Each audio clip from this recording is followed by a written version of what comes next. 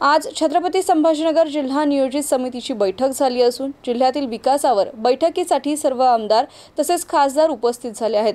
बहुप्रतीक्षित जिल्हा नियोजन समितीची बैठक आज जिल्हाधिकारी कार्यालयामध्ये आयोजित करण्यात आली होती। बहुचर्चित डीपीडीसीची बैठक आज छत्रपती संभाजीनगरच्या जिल्हाधिकारी कार्यालयामध्ये सुरू झालेली आहे। राज्याचे विधान परिषदेचे विरोधी पक्षनेते अंबादास दानवे नुकतेच डीपीडीसीच्या बैठकीला पोहोचलेले आहेत। जिल्ह्याच्या विकासाच्या अनुषंगाने अनेक महत्त्वाचे प्रश्न या बैठकीत घेणार आहेत, उचलली जाणार आहेत। काही क्षणातच महत्त्वाच्या मुद्द्यांवर चर्चा होणार आहे। गेल्या वर्षभरात वाटप झालेला निधी आणि विविध विकास योजनांवर खर्च झालेला निधी या सगळ्या प्रश्नांवर जिल्ह्याचे पालकमंत्री आणि सर्व आमदार तसेच खासदार या बैठकीमध्ये सहभागी होणार आहेत। ही थेट दृश्य आहे छत्रपती संभाजीनगरच्या जिल्हाधिकारी कार्यालयातील। मी अनवर आलम नूर जाफर, MCN न्यूज, छत्रपती संभाजीनगर। त्या दृष्टिकोनातून सुद्धा ते भेटलेले आहेत। म्हणून उद्याचे महानगरपालिकेचे समीकरण काय होते किंवा उद्या राजकीय परिस्थिती काय असेल यावर आताच्या घडीला भाष्य करणं चुकीचं आहे। त्यांच्या भेटीनंतर त्या संदर्भातला जो काही खुलासा आहे ते मुख्यमंत्री स्वतः किंवा राजसाहेब स्वतः करतील। दोन्ही ठाकरे एकत्र येणार आहेत ना विषयावर पाणीपट्टी अचानक अशी भेट थोडी नाराज होऊ शकते।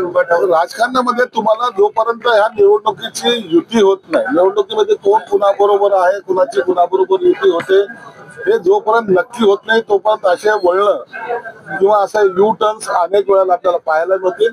म्हणून आजच्या भेटीचा डायरेक्ट संबंध लावणं हे गैर आहे। जे काही होईल ते काही दिवसात आपल्याला लक्षात येईल। राजकारणात काही होऊ शकतं, राजकारणात काही होऊ शकतं। राजकारणामध्ये तुम्हाला असं कधी सांगता येणार नाही की कधी काय घडेल। म्हणून एक पक्ष जो तो वाढवण्यासाठी किंवा पक्षाची मजबूती आणण्यासाठी अशा ह्या युत्या कराव्या लागतात। आणि मला वाटतं राजसाहेबाला पहिल्यांदा सुद्धा आम्ही ऑफर दिली होती, आजही आमची ऑफर आहे। आणि राजसाहेबांकडे असलेला मास, त्यांच्याकडे त्यांचं असलेलं वक्तृत्व हे जर पाहिलं तर राजसाहेब हे चांगल्या पद्धतीने महानगरपालिकेची निवडणूक लढवू शकतात।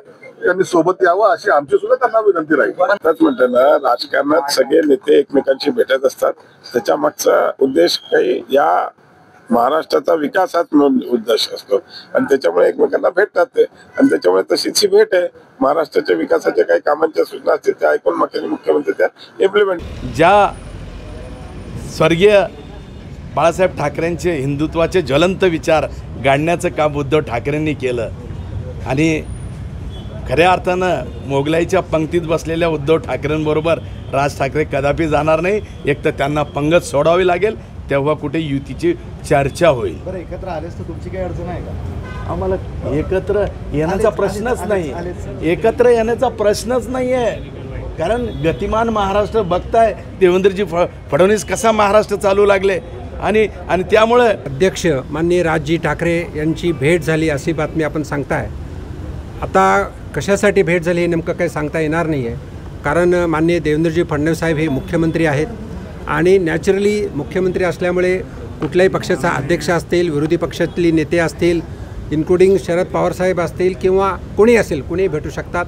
म्हणून जोपर्यंत त्या भेटीमध्ये काय झालं, चर्चा काय झाली, जोपर्यंत कळत नाही त्याबद्दल काही प्रतिक्रिया देता येत नाही। राज ठाकरे उद्धव ठाकरे येणार ही चर्चा केली, त्याच्यावर हा परिणाम होऊ शकतो। चर्चामध्ये त्यांची दोघं मनोमिलन झालं नाही झालं हे त्या दोघांनाच माहीत आहे। ज्या प्रिंट मीडिया असेल, इलेक्ट्रॉनिक मीडिया असेल, त्या बातम्या आहेत, त्या बातम्यातून नेमकं काय बाहेर येणार त्याच्यातलं आत्ताच काही निर्णय होऊ शकत नाही। आता पण एक मात्र नक्की आहे की महानगरपालिका असेल, जिल्हा परिषद निवडणुका आहेत, यामध्ये माननीय फडणवीस साहेब यांनी सांगितल्याप्रमाणे महायुती मात्र या निवडणुका जिंकणार आणि तिन्ही पक्ष, प्रामुख्याने तिन्ही पक्ष। या भेटीविषयी व्यक्तिगत भेटपणाची होत तर मला असं वाटतं नाही त्याला फार काही आपण राजकीय स्वरूप द्यावं।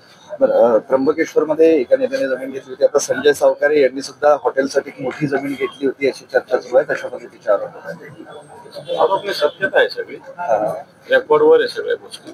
त्र्यंबकेश्वरच्या हॉटेलची जमीन वगैरे या सगळ्या रेकॉर्डवरच्या गोष्टी, या काही घेतली होती एका नेत्यांनी सांगा, संजय शिरसाट त्यांनी घेतलेली होती आहे। संजय सावकारेंवरही तशाच पद्धतीचा त्या राज्यातील मंत्री नुसते ओरबडतात राज्याला, बाकी दादा ऑपरेशन सिंदूरवर नाना पटोले आणि बावनकुळे भिल्ले एकमेकांवर अत्यंत खालच्या पातळीत टीका व्हायला लागलेली आहे। विषय होता ऑपरेशन सिंदूर। ऑपरेशन सिंदूर झाले, देशाच्या सैनिकांनी केलेले, सैन्य दलांनी केले, मात्र त्याचा आदर आपण सगळ्यांनी केला पाहिजे, एवढंच मला। बच्चू कडूचं अन्नदान आंदोलन 5वा दिवस आहे, कोणाचंच लक्ष नाही त्याकडे, आज रस्ते उतरले सगळे। आपल्याला घेणं आम्ही 8 दिवसांना आंदोलन करतोय। सरकार शेतकऱ्याचं नाही, ते नुसतं घोषणाबाद सरकार आहे, गुंक सरकार आहे, बैल सरकार आहे, आंधळ सरकार